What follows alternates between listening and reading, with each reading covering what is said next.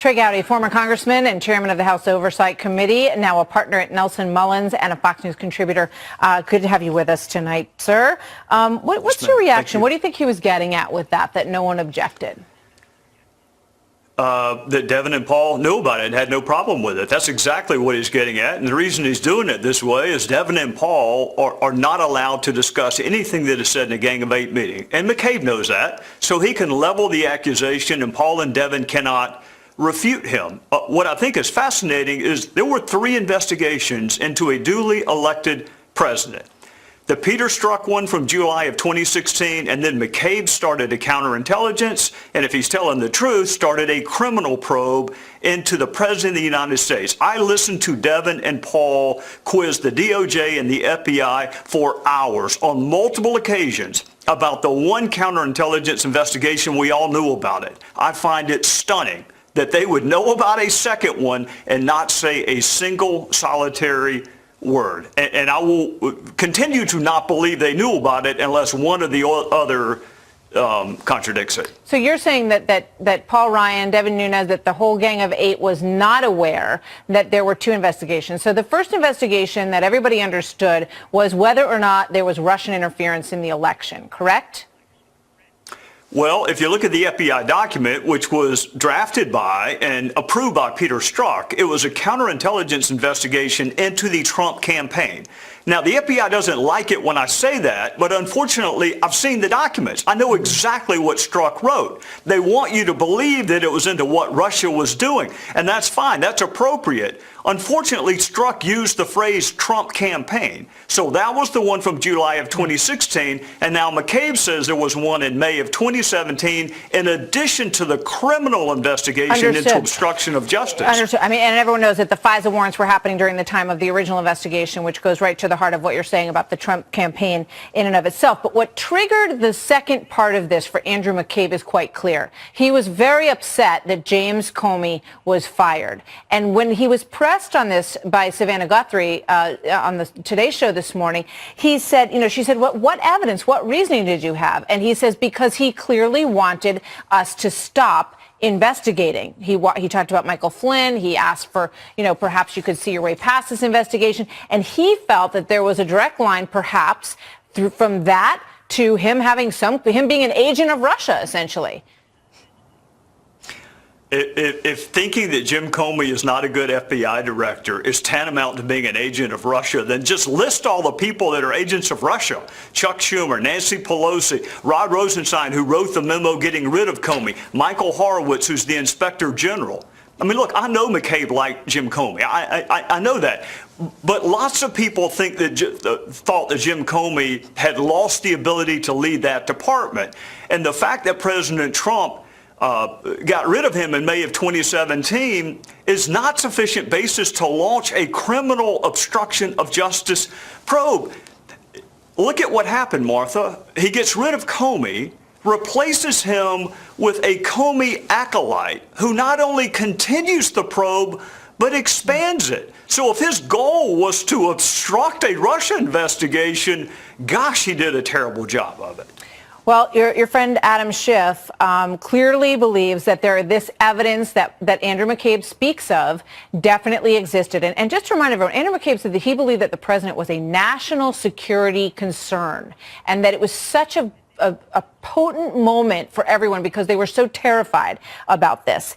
Here's Adam Schiff talking about what he sees as the continued evidence at this point on Sunday. Let's watch. You can see evidence in plain sight on the issue of collusion, pretty compelling evidence. Now, there's a difference between seeing evidence of collusion and being able to prove a criminal conspiracy beyond a reasonable doubt. Your thoughts? Collusion is a synonym for conspiracy. So I hope the questioner followed up and said, okay, Chairman Schiff, you have just said you have evidence of a criminal conspiracy between the President of the United States and the Russian state. What is that evidence? What is the crime? Was Trump involved in the hacking of the DNC server? Was he involved in the hacking of John Podesta's email? Are you alleging that he participated in deciding when to disseminate the proceeds of those two hacks? I have heard Adam on a number of occasions say that he, as the third eye raven, has evidence and seen things nobody else has ever seen before. But I've never heard him ask, what is it? What is the evidence of crime that you have, Chairman Schiff? I've never heard it followed up on. He also weighed in on the Jussie Smollett story with this tweet on January 20th. He also made some assumptions about the outcome of this case. Perhaps he said, "I met him at the Pride Parade in Los Angeles. I've seen his passion and moral clarity of his activism firsthand. This week he was the victim of a horrific attack. We pray for your speedy recovery, and we reject this act of hatred and bigotry," says Adam Schiff with regard to that. Quick thought. Horrific attack is the words I went to. It is another in a long list of instances where Adam Schiff would rather get the attention than get the facts. And I've said before, he was a good lawyer. Unfortunately, he's a much better politician. Lawyers get the facts and then they make conclusions. Politicians just want the attention. And he got it. And I wonder if anybody's going to ask him, how did you get this so wrong? Trey Gowdy, thank you, sir. Good to see you as always. So let's talk about why the former acting director of the FBI is talking about these very sensitive topics in the media blitz for his new book. You got to sell books. So here to discuss, Isaac Wright, partner at Forward Solutions Strategy Group, and former National Security Council spokesman Michael Anton, author of After the Flight 93 Election. Welcome to both of you. Great to have you with us. Thank you. Good to be here. Okay, we know that Andy McCabe is out making the rounds, what you do when you're selling a book. I want to play a little something that he just discussed with Anderson Cooper tonight about whether or not the president may be something rather nefarious. Here's that interchange. Do you still believe the president could be a Russian asset? I think it's possible. I think that's why we started our investigation, and I'm really anxious to see where Director Mueller concludes that.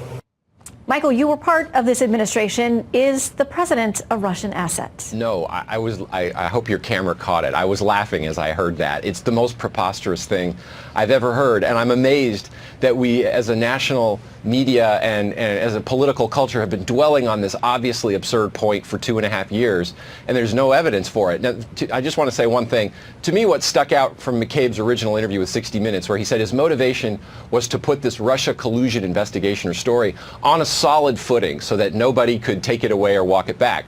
That's laughable. A solid footing. You'd think that if there were a solid footing for it, 2.5 years in, we'd have something. And I'm still waiting for any evidence at all of collusion by the president or his team. And Isaac, so far, we have had most of the folks who've looked at this, the Senate Intelligence Committee, one of the latest to weigh in on this, to say, like, it's just not there. Now, we wait the Mueller investigation, but until we do, it's nothing but speculation.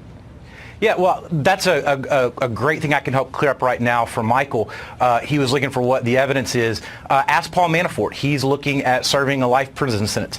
Papadopoulos, based on tax Rick and Gates, bank fraud. all of these people lied to the let's just be FBI factual. about Yes, collusion with crimes. Russia, and they're willing to go to prison to lie to protect the secrets about Russian collusion. Not lying That's about Russian collusion. dangerous. Let's be clear, because we know Manafort was convicted on tax and bank and fraud charges. So let's be with clear Russia about that. And yes, let's be clear about that. The Related to- indictment in court says that Manafort was slipping campaign strategy memos to Russian military intelligence. That's collusion, period. Let's be clear about He was that not with the convicted on audience. collusion. No, he was not convicted on it. The court documents, though, reveal clear collusion. Well, they clearly listen, state let me he was giving campaign strategy memos Let's to bring Russian Michael in here military intelligence. because what we've That's been told, collusion. what we've been told is that he shared polling information with Russian individuals. But Michael, I've not heard anything that equated to legally to any kind of collusion. Certainly, I mean, keep in mind, the charge here is an extraordinary one, that the president himself is a Russian asset. Asset is an intelligence term. It means you're a spy, betraying your country, handing information, secret information, over to a hostile foreign power. That's just a crazy and extraordinary thing to say. I find it hard to believe that anybody could possibly believe it. And then you have to also ask yourself, if the president were a Russian asset, what have the Russians gotten out of him? Not much, if anything. I mean, this administration has been tough on Russia. It's sanctioned Russia. It has hasn't pulled back or altered U.S. policy on Ukraine or Crimea.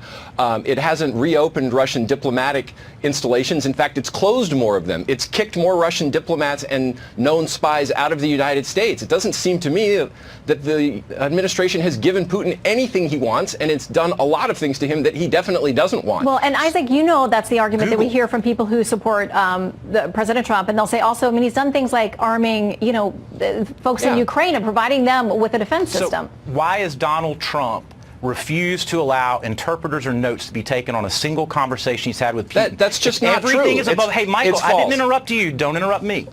If everything is above board, why are they so determined to keep it secret? Why is he the first president in modern history to deny those records, to deny that notes be kept, to deny that readouts be given of his conversations with you a just foreign don't leader know in what you're power? talking about, Why and I is that served in true? this administration. Michael, I Okay. appreciate that you served in this administration, but you can Google it. It's not. No, you Okay, are- listen, you are- we you are know that there, mistaken. gentlemen, we know that there are folks Widely that there are folks on the Hill who say that they want to subpoena and get their hands on those notes on other conversations. Michael, what are you saying about that? Factual premise is not true. There is one conversation that happened at a dinner after the formal meeting in which there were interpreters and note takers, okay, and in Hamburg at the G8 in 2017 that the Democrats are trying to spin up as some scandal. That is the purpose of those dinners, is to get foreign leaders into a big room and let them mingle. And of course there are interpreters there. There's no way the president could talk to Vladimir Putin without an interpreter because he doesn't speak Russian and Vladimir Putin doesn't speak English. In a formal meeting, it is true, the policy is that always to have an American interpreter along with the foreign interpreter. Okay. In a social setting like that, it doesn't always connect, and a sidebar conversation over dessert is hardly some kind of scandal that proves the president is a Russian asset. There are spin that lawmakers. as hard as you want to. There The are facts lawmakers who are trying to get their hands on that information, so we'll see. In the meantime, Isaac and Michael, I feel like we could talk to you guys for an hour about a lot of things. So come back. Great to have you. Thank you. Thank you.